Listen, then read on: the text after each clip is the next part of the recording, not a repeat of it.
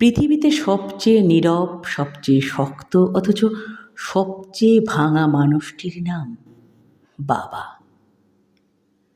তিনি কান্না লুকিয়ে রাখেন, দুঃখ গিলে ফেলেন, ক্লান্তি চেপে রাখেন।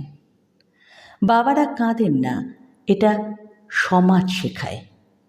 কিন্তু প্রতিটি বাবার মনেও লুকোনো থাকে এক সমুদ্র গোপন কষ্ট। একজন বাবা সারা জীবন পরিশ্রম করেন পরিবারের জন্য, বিশেষ করে সন্তানদের জন্য। তার নিজের কোনো চাওয়া থাকে না, থাকলেও তা মুখ ফুটে বলেন না।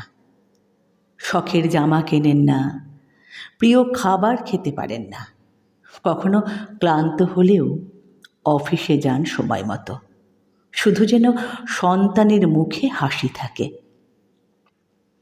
বাবার জীবনটা যেন একটা ছায়ার মতো, দিনের আলোয় দেখা যায় না, কিন্তু সূর্য ডোবার পর যখন অন্ধকার নামে তখন টের পাওয়া যায় সেই ছায়া কতটা আপন ছিল।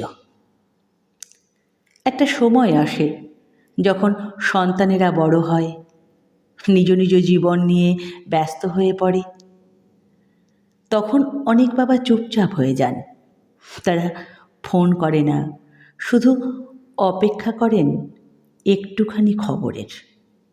রাতে খাবার টেবিলে বসে বলেন না, তোমার কথা খুব মনে পড়ে, শুধু চুপচাপ চেয়ে থাকেন খালি চেয়ারের দিকে। এই সমাজে মায়ের অনুভূতি নিয়ে অনেক কথা হয়, গল্প হয়, কবিতা লেখা হয়, কিন্তু বাবারা যেন চিরকাল উপেক্ষিত এক নায়ক।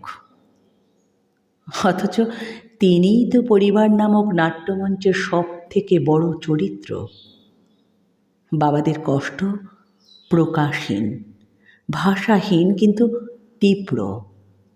তারা বলেন না আমার শরীরটা ভালো না, বলেন তুই ভালো থাক, আমি ঠিক আছি। তারা বলেন না আমি আজ খুব একা, বলেন তোর মা আছে তো, আমি ঠিক আছি। এই ঠিক আছি শব্দের আড়ালেই লুকিয়ে থাকে বাবাদের সব না বলা কান্না, সব গোপন কষ্ট। তাদের জন্য বেশি কিছু হয়তো করা যায় না, কিন্তু একটিবার ফোন করে বলা যায়, বাবা আমি তোমাকে ভালোবাসি।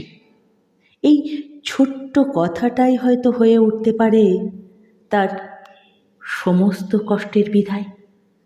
এই ছোট্ট কথাটা।